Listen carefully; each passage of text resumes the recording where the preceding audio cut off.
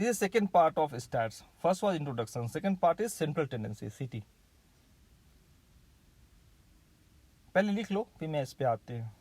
Mean, median and mode. And mean is again divided into three types: arithmetic mean, geometric mean and harmonic mean.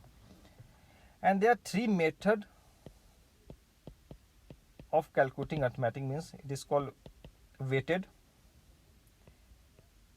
equal weighted, and third one is expected.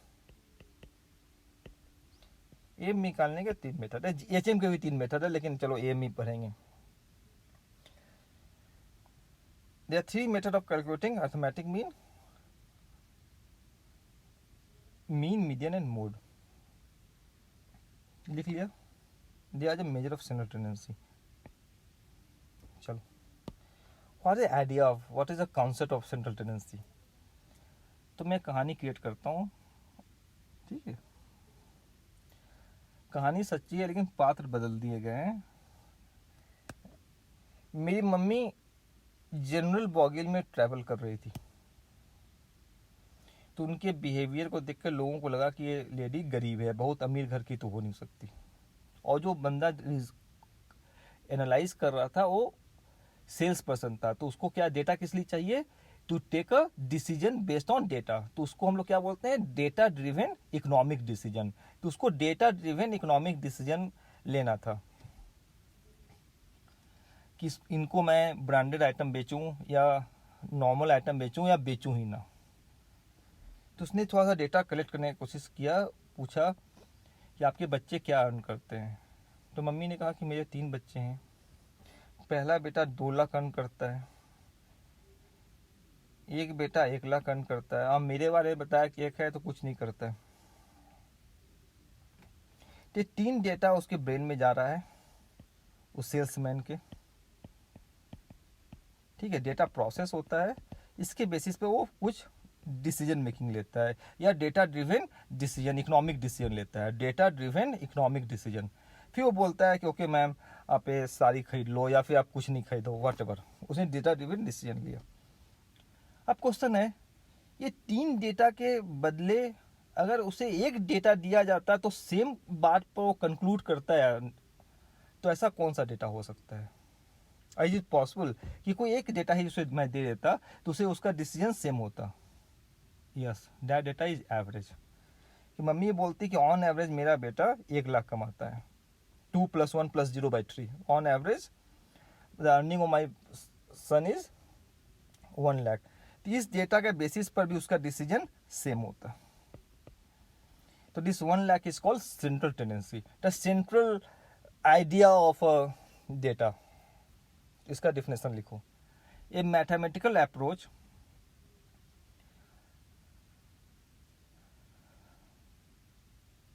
where entire data set is replaced by single number. A mathematical approach in which entire data set, पूरे data set, entire data set, right? The entire data set is replaced by a single number which is most representative of the set. जो set को बिल्कुल represent कर रहा हो, is called central tendency. So there are 3 metrics to capture central tendency. First one is mean, second one is median, and third one is mode. There are 3 metrics to capture central tendency. First one is mean, second one is median, and third one is mode. And mean is again divided into 3 types: arithmetic mean, geometric mean, and harmonic mean. चलो ठीक है, आपको पूरा नहीं बताना है, सिर्फ एक ही चीज बता दो तो मुझे आइडिया मिल जाएगा. ठीक है, एक बेसिक आइडिया मिल जाएगा. और भी मैट्रिक क्रिएट करेंगे तो और भी इंफॉर्मेशन मिलेगा, लेकिन बेसिक आइडिया मिल जाएगा.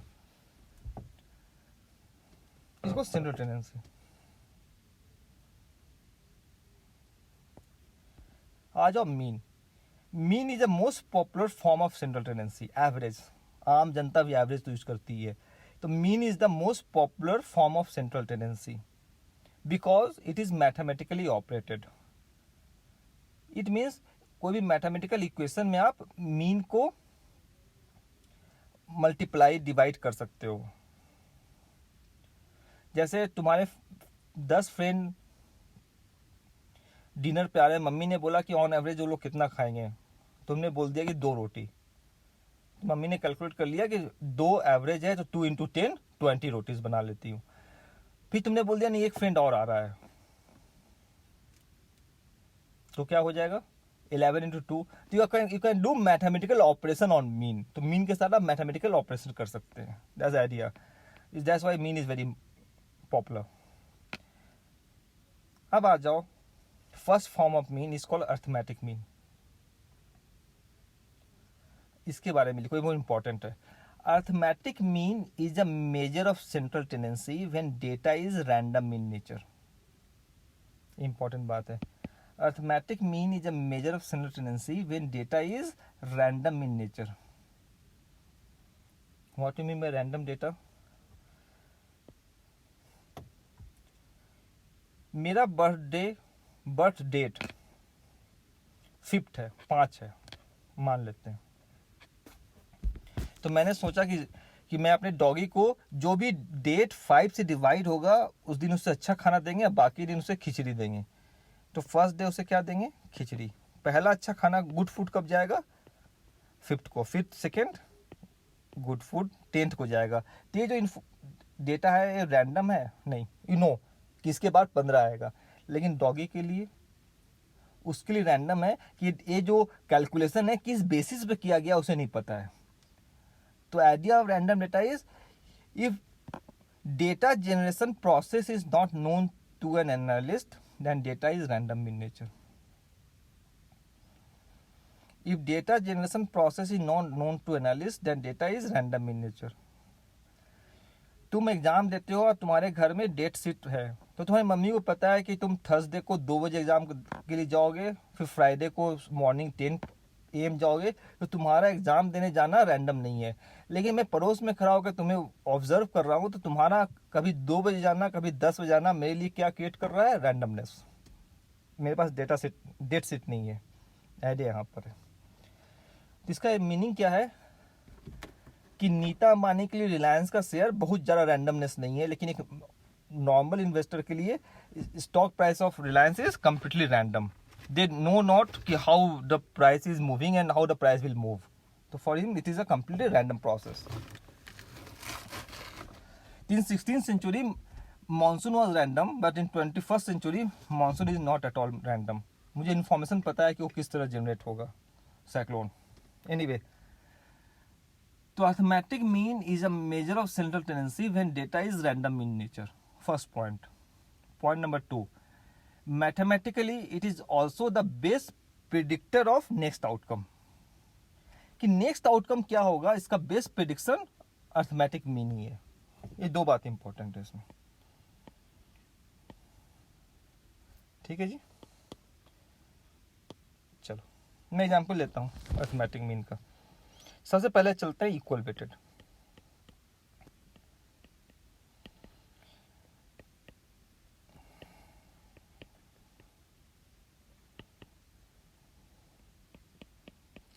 मैं तुम्हारे घर पे आया और मंडे, ट्यूसडे, वेडनेसडे और थर्सडे चाय पिया। 6 कप, 4 कप, 2 कप और 8 कप। ठीक है, तुम्हें मेरे बारे में कोई इन्फॉर्मेशन नहीं है कि मैं 6 कप क्यों किया, मैं टायर्ड था या नहीं था। तो तुम्हारे लिए डेटा क्या हो गया? बिल्कुल रैंडम हो गया। अब तुम्हारी मम्मी पूछ रही हैं कि बच्चे बताओ कि फ्राइडे को अमित आ भी गया तो कितना चाय पी सकता है। तो आपके लिए क्या हो गया? ये डेटा रैंडम है। हमने कहा arithmetic mean is a best measure of central tendency. तो इसका जो एवरेज होगा क्या होगा? Summation of x by n which will be 5। 6 + 4 + 2 + 8 by 4। तो आप मम्मी बोलोगे कि द एक्सपेक्टेड वैल्यू और the mean is expected value कि 5 के आसपास, इट इज एक्सपेक्टेशन। ठीक है, इससे अच्छा भी हो सकता है तुम्हारे लिए, खराब भी हो सकता है, लेकिन एक्सपेक्टेशन 5 का है। The expected value is 5। Clear? और पहला तो हो गया is a predictor of next outcome, और दूसरा is a measure of central tendency. अब तुम्हारी मम्मी को मेरे बारे में बुराई करनी हो पड़ोसी से, तो 2 काम कर सकती है। वो पूरा इन्फॉर्मेशन दे कि पहले दिन 6 कप पिया, फिर 4, फिर 2 या 8। 4 इन्फॉर्मेशन दे, या एक ही इन्फॉर्मेशन दे कि जब भी आता है तो एवरेज 5 कप पी के जाता है। दोनों में वो जो मुझे मेरे बारे में बुरा बोलेगी सेम ही बोलेगी। या तो 4 इन्फॉर्मेशन उसे दे दो तो मेरे बारे में जो व्यू बनाएगी, या फिर ये बता दो कि एवरेज 5 कप पीता है तो सेम व्यू बनने वाला है। ये क्लियर हो गया, equal weighted. Second one is weighted, कि मैं कश्मीर गया, ठीक है, श्रीनगर, वहाँ से एप्पल परचेज किया, तो शॉप नंबर 1 से मैंने क्वांटिटी 10 kg परचेज की और प्राइस उसने चार्ज किया 40 रुपीज़ पर kg ऑब्वियसली। फिर शॉप नंबर 2 से मैंने 20 kg परचेज किया, उसने प्राइस चार्ज किया 50 रुपीज़। तो what is the average price? तो मेरे कार में कितना एप्पल होगा? 30 kg। तो 1 kg एप्पल का प्राइस क्या हुआ? तो कैसे होगा? पहले शॉप को मैंने कितना रुपया दिया? 10 किलो खरीदा, 40 रुपया दिया। फिर 20 इंटू 40 डिवाइड बाई 30, ठीक है जी। ये 10/30 क्या है? 20/30 क्या है? 10/30 is a fraction of quantity purchased from shop number 1 at the rate of 40, and 20/30 is a fraction of quantity purchased from shop 2, which is 20/30. So fraction is called weight. So what is the formula of x bar? W1 x1 plus W2 x2, where W represent weight and x represent data. अब ये दो information दिया हुआ है, 10-20 का data set है और एक 40-50 का। तो वेट का रोल कौन प्ले करेगा और एवरेज किसका निकलेगा? तो यहाँ तुमसे पूछा क्या जा रहा है? Average price. जिसका एवरेज प्राइस निकलेगा तो वो डेटा सेट बन जाएगा, मीन्स एक्स बनेगा, और जो उस डेटा को अफेक्ट कर रहा है, यहाँ पर केजी अफेक्ट कर रहा है, तो तुम्हारा वेट बन जाएगा। तो W1 x1 W2 x2। अब चलो, 4 डेटा सेट होता तो क्या होता? W1 x1 plus W2 x2 plus W3 x3 plus W4 x4। Total weight कितना होना चाहिए? 1। अगर इक्वल वेट हो जाता तो ईच वेट कितना होना चाहिए? 1/4 x1 plus 1/4 x2 plus 1/4 x3 plus 1/4 x4। तो इक्वल वेट में ईच वेट कितने के बराबर होता है? 1/n का। और ये फॉर्मूला लगाओगे W1 x1 तो ये फॉर्मूला निकल के आ जाएगा समेशन ऑफ x/n, क्योंकि 1/4 कॉमन ले लो तो left bit summation of x। तो in equal weighted mean each weight is equal to 1/n and total weight is equal to 1। Clear?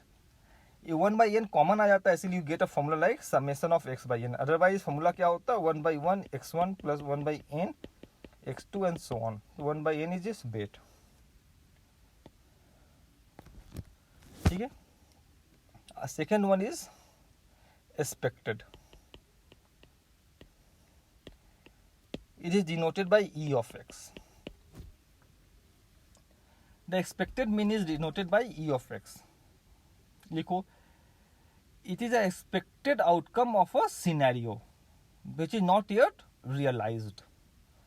Scenario के बेसिस पर अगर कुछ एवरेज निकालते हैं तो उसको हम लोग एक्सपेक्टेड बोलते हैं। सिनेरियो देखो, कल उम्मीद है कि आई विल गेट 50,000, ये भी उम्मीद है कि 1 करोड़ मिलेगा, ये भी उम्मीद है 0 CR मिलेगा, ये भी मिलेगा 3,000। ये सारे सिनेरियोज हैं, पॉसिबिलिटीज है which is not yet realised. On the basis of probability will assign probability कि there 30% chance that I will get 50,000, there 0% chance that I will get 1 CR, there 50% chance that I will get 0 and 20% chance that I will get 10,000. तो what is my expected outcome?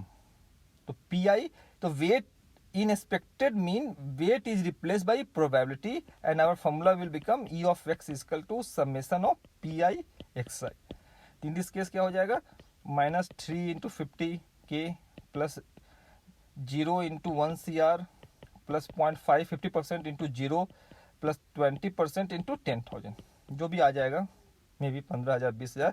This expected कि मैं 15,000 के आसपास उम्मीद कर रहा हूँ। 15,000 से कम भी हो सकता है, 15,000 से ज़्यादा भी हो सकता है। ये हो गया एक्सपेक्टेड। तो हमने इक्वल वेटेड पढ़ लिया हमने। अब आ जाओ ज्योमेट्रिक मीन, लिखो इसके बारे में। Is a measure of average dollar performance. लिखते जाओ, मैं एग्जांपल दूंगा समझ में आ जाएगा। Is a measure of average dollar performance और performance in dollar term. It also take into consideration compounding. चलो एग्जाम्पल देखो। तुमने मुझे 100 रुपीज़ दिया कि अमित आप पैसा लो, आप CFA चार्टर होल्डर हो, मेरे पैसा ग्रो करवा दो। ठीक है जी, मैंने फर्स्ट ईयर 10% रिटर्न दिया आपको, ठीक है, 10% रिटर्न। सेकेंड ईयर -10% रिटर्न दिया। तो एम क्या हुआ, अर्थमेटिक मीन इक्वल वेटेड है 10 - 10/2, x1 + x2/2, 0%। और मैंने बताया कि मैंने आपको 0% रिटर्न दिया। तो अगर आपका 2 साल में एवरेज 0% रिटर्न आया तो पैसा कितना बचना चाहिए? 100 का 100 बचना चाहिए। बट एक्चुअलिटी में क्या हुआ है, 100 110 बना, फिर में 10% का ड्रॉप हुआ तो 99 हो गया। क्लियर? तो लॉस ऑफ $1 है। Therefore arithmetic mean fail to capture dollar performance. उसके लिए फिर हम लोग क्या करेंगे, 1 + r² equal to 1 + r1 into 1 + r2, ये फॉर्मूला लगाएंगे। This R is called geometric. मैं इसमें आता हूँ और आगे आता हूँ, ठीक है। इसको इधर से देखो, अगर तुम्हें अर्थमेटिक मीन निकालना होता तो क्या करते हो, mu plus mu is equal to x1 + x2 ऐसे लिख सकते हो। जितना बार तुम एक्चुअल डेटा लेते हो उतना बार एक कॉमन म्यू बढ़ाते हो, तभी ना 2 mu equal to x1 + x2 और mu equal to x1 + x2/2 हो जाएगा। एक x3 भी करोगे तो क्या करोगे, एक म्यू इधर और बढ़ा दोगे। एक बैलेंस लो और तुम्हें मीन लेना है, तो 3 mean equal to x1 + x2 + x3, therefore mean is equal to summation of x/3। यही कर रहे हो। जीएम में क्या करेंगे, जो एक्चुअल हुआ है कंपाउंडिंग इफेक्ट ले रहा है, तो 1 + r1। सेकेंड टाइम क्या होगा, 1 + r2। यहाँ पर क्या करेंगे, हर बार 1 प्लस एक्चुअल उधर मल्टीप्लाई कर रहे हैं तो यहाँ पर कॉमन मल्टीप्लाई करेंगे। That's the idea. 3 बार करोगे तो यहाँ 3 बार करेंगे। तो in arithmetic mean we add mean on the left hand side and actual number on the right hand side. In arithmetic mean we add equal number of mean on the left hand side and actual data on the right hand side, and both are equal. In geometric mean we multiply 1 + r n times on left side and we multiply actual return on right side. जो geometric also means multiplication. तो जहां पे multiplication का sense आएगा उसको बोलेंगे geometric. तो ऊपर वाले को हम लोग क्या बोलेंगे, अर्थमेटिक एडिशन, और नीचे वाले को क्या बोलेंगे, geometric addition. Geometric addition means multiply, ठीक है। तो पॉपुलेशन ज्योमेट्रिकली ऐड होता है या अर्थमेटिकली ऐड होता है, या कोरोना वायरस ज्योमेट्रिकली ऐड होगा या अर्थमेटिकली ऐड होगा। 5 corona + 5 corona never means 10 corona, ठीक है। तो 5 corona people plus and 5 corona people together will create an effect of 25। तो कभी कभी ज्योमेट्रिक एडिशन होता है, ठीक है। This idea of geometric mean. In arithmetic mean on the left side we add equal mean and on the right hand side we add actual data. In geometric we multiply equal data on left side and we multiply actual data on right side, and multiplication is also called geometric addition. So it is your arithmetic addition and this one is your geometric addition, and R is called geometric mean, ठीक है जी। This idea. तो इस data का तुम geometric mean निकालोगे तो 1 + r², 1 + r into 1 + r right hand left hand side and 1 + 10% actual multiplied by 1 - 10% which is 1.1 into 0.9, r will be -0.5%। तो अगर 2 साल तक -5% रिटर्न आया तो ओवरऑल 1% का लॉस हो जाएगा। तो 100 में 1% का लॉस 99 हो गया। तो geometric mean is a measure of performance attribution. It helps to capture performance in term of dollar.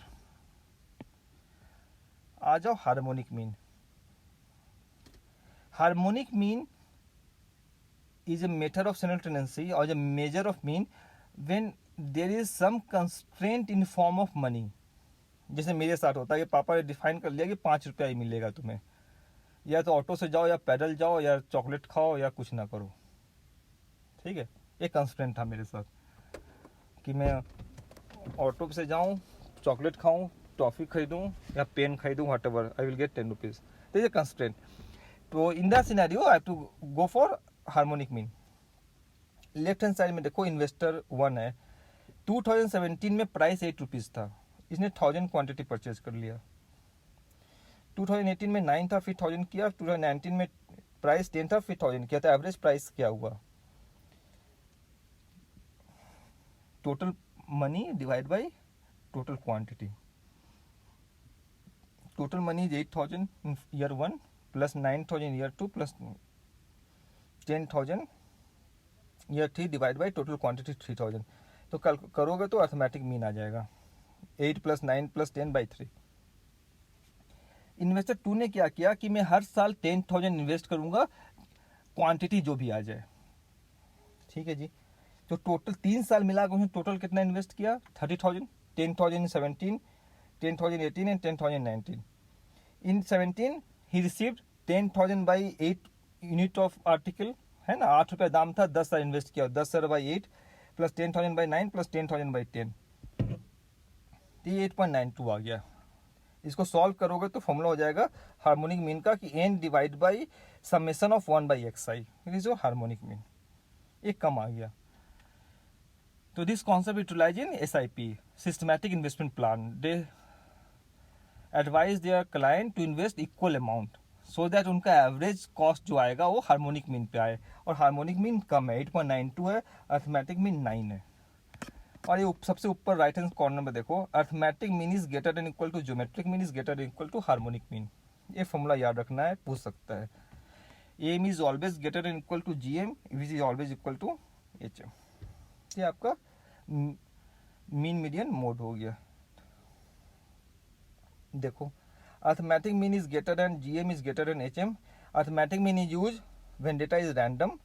There are 3 method to calculate is WIXI, PIXI and summation of x by n is also a measure of next outcome. GM is for performance and HM is used when there is some constraint. Good.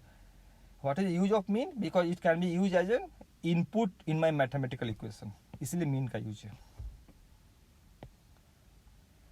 Come to median. Data is arranged in ascending order. ये मेरे friendship का financial health बता रहा है। एक जो दोस्त है उसको -3 रुपीज़ का डेट है या उधार है, तो -3 रुपीज़। एक के -2 -1, मेरे पास ना पैसा है ना उधार है, ठीक है, 0 पर हूँ मैं। 1 2 3, सबसे अमीर है 3 है, तो median is a middle position. तो टोटल नंबर ऑफ डेटा कितना है? 1 2 3 4 5 6 7। तो अगर तुम्हारा ऑड डेटा सेट है तो मीडियन कौन सा नंबर होगा? n + 1/2। तो 7 + 1 8 हो गया, 8/2 4, तो 4th इज योर मीडियन। और अगर ये इवन है तो n/2 डेटा और n/2 + 1 डेटा का एवरेज। n/2 में जो नंबर होगा वैल्यू होगा, और n/2 + 1 पे जो वैल्यू होगा उसका एवरेज। यहाँ ऑड है इसलिए मीडियन हो गया 4th, वैल्यू इज 0। मीन भी कितना होगा? 0। तो median is also called positional mean. अब चलो, सिमुलेटेनियसली का मेन काम क्या है? पूरे डेटा सेट को रिप्रेजेंट करना। तो 0 रिप्रेजेंट कर रहा है, क्योंकि इससे अच्छा भी कुछ है, इससे बुरा भी कुछ है, तो मिडिल का एरिया है। अब क्या हो गया, ये जो 3 वाला जो फ्रेंड था ये पुणे चला गया, बॉम्बे, और इसकी जगह सिद्धार्थ माल्य आ गया, ठीक है, विजय माल्या का बेटा। उसके पापा लंदन से 30,000 सेल करते हैं उसे, पॉकेट मनी। मीडियन अब क्या होगा? अगेन 4 डेटा इज 0, लेकिन मीन क्या हो जाएगा? उस तरफ इफेक्ट हो जाएगा, तो मीन बिल्कुल 30,000 के आसपास हो जाएगा, 20,000। तो 20,000 not represent the true financial health of our friendship और our friends. because only one data is influencing the mean very highly and that data is called outlier. Outlier का मतलब जो थोड़ा हटकर हो, ये positively outlier है, right? If outlier is on the right side, then it is called positively skewed. If outlier is on the left side, it is called negatively skewed. अगर positive outlier होगा तो मीन मीडियन से ज़्यादा होगा और median mode से ज़्यादा होगा. Mean is greater than median is equal to mode. और नेगेटिवली स्क्यूड होगा तो mean will be less than median, will be less than mode, mode सबसे हाईएस्ट होगा. और अगर सिमेट्रिकल डेटा होगा तो mean is equal to median is equal to mode होगा. जैसे पहले वाला सिनेरियो में था, mean is equal to median हो गया. क्लियर जी बच्चे? तो मीन मीडियन मोड. तो when there is an outlier in data set, we will use median as a mode of central tendency. ठीक है. अब आ जाओ mode. Highest frequency data is called mode. इसमें मैं तुम्हारे घर पे आया, 3 बार 2 कप चाय पिया था, एक बार 4, एक बार 7, एक बार 8, एक बार 9. ठीक है, ये भी सेंस है कि बहुत बार रिपीट हुआ है तो चांस है कि रिपीट हो जाए, तो मोड इज 2. क्लियर? अब चलो, मीन भी रिप्रेजेंट कर सकता है, मीडियन भी कर सकता है और मोड भी कर सकता है. मीन में भी अरिथमेटिक मीन कर सकता है, ज्योमेट्रिक मीन कर सकता है और हार्मोनिक मीन कर सकता है. इसको ऐसे देखो कि मेरे फैमिली में 7 मेंबर्स हैं. मम्मी है, सिस्टर है, दादी हैं, पापा है. अब कोई ओल्ड लेडी आ गया तो प्रॉपर क्या होगा, कौन रिप्रेजेंट करे फैमिली को? सिंगल टेंडेंसी क्या है? इन lieu of that complete set, only one person will represent, है ना? Most representative person will represent. That is called single tendency. तो ओल्ड लेडी आ गया तो कौन जाएगा? दादी को जाना चाहिए. कोई यंग लड़की आ गया तो मेरी सिस्टर को जाना चाहिए. इन सेम सेंस किस सिनेरियो में कौन रिप्रेजेंट करेगा? तो रैंडम डेटा है तो अरिथमेटिक मीन. परफॉर्मेंस का कोई चक्कर है तो जीएम. कंस्ट्रेंट का है तो फिर हार्मोनिक. आउटलायर है तो मोड. और रिपीटेशन का कहीं शेष है तो मोड. और आउटलायर है तो मीडियन. अब आ जाओ नॉमिनल डेटा, जहाँ पर कैटेगरीज होते हैं मेल फीमेल. तो वहाँ तो अरिथमेटिक मीन तो हो नहीं सकता. m + f/2 का तो कोई मीनिंग नहीं है. ये ऑर्डिनल भी नहीं है कि पहले मेल को रखें या फीमेल को रखें. तो ऑर्डर क्रिएट नहीं होगा तो फिर मीडियन भी नहीं निकलेगा. तो सिर्फ मोड निकल सकता है. कि सपोज किसी सर्वे में m 40 आया और फीमेल 70 आया, तो हाईएस्ट फ्रीक्वेंसी किस डेटा की है? 70 की, राइट? तो nominal data has only one form of central tendency and that is mode. Ordinal में डेटा ऑर्डर हो सकता है, rank 1, rank 2, rank 3, rank 1, rank 2, rank 3. तो टोटल नंबर ऑफ डेटा से 3 है. ऑड है तो 3 + 1/2 2 हो गया. तो second data is your median. तो ऑर्डिनल का मोड भी आएगा और मीडियन भी आएगा. और इंटरवल और रेशियो का मीन, मीडियन, मोड तीनों आएगा. ठीक है जी. अब ये 10 to 20 डेटा सेट है. इसमें 5 नंबर हैं. 20 to 30 में 10 है, 30 to 40 में 20 है. तो इसमें डेटा कौन है? X is your data. This X is your data and Y represent frequency. इस डेटा सेट में कितने लोग हैं? 11, 12. ग्रैनुलरिटी इसमें लॉस हो गया क्योंकि इंटरवल है. तो मुझे नहीं पता कि 13 है, 14 है, 15 है, लेकिन आई नो कि 5 नंबर 10 से 20 के बीच है. 20 30 के बीच 10 है. तो ये फ्रीक्वेंसी Y फ्रीक्वेंसी रिप्रेजेंट कर रहा है और X डेटा रिप्रेजेंट कर रहा है. मीन कैसे निकलेगा इसका? तो मीन निकालने के लिए एक्चुअल डेटा तो है नहीं मेरे पास. 10-20 के बीच कुछ होगा. तो हम लोग क्या मानेंगे कि डेटा इक्वली डिस्ट्रीब्यूटेड है. तो मिडिल डेटा क्या हो गया? 15. तो 15 is a mean of this interval. और उसमें फ्रीक्वेंसी क्या है? 5. तो 15 का वेट 5 हो गया, 25 का वेट 10 हो गया. उसका री मीन निकालेंगे. 15 × 5 + 25 × 10 + 35 × 20 divide by total weight. That way इससे आपका मीन आ जाएगा. मॉडल डेटा कौन है? मॉडल डेटा हाईएस्ट फ्रीक्वेंसी किसकी है? 30 की. तो 30 to 40 is your model interval. अब आ जाओ मीडियन इंटरवल कौन है? तो total number of data set कितना है? 35. 20 35. तो इसमें एक और ऐड कर लो, 16 हो गया. 16 डेटा हो गया मिडिल डेटा, राइट? तो 15 तक तो यहीं पर पहुंचे, तो 16 पहुंचने के लिए मुझे 30 to 40 जाना पड़ेगा, तो मीडियन इंटरवल भी आपका 30 to 40 है। ठीक है, ये कवर हो जाता है हमारा सेंट्रल टेंडेंसी। ठीक है, इसके बाद थर्ड टॉपिक इज डिस्पर्सन।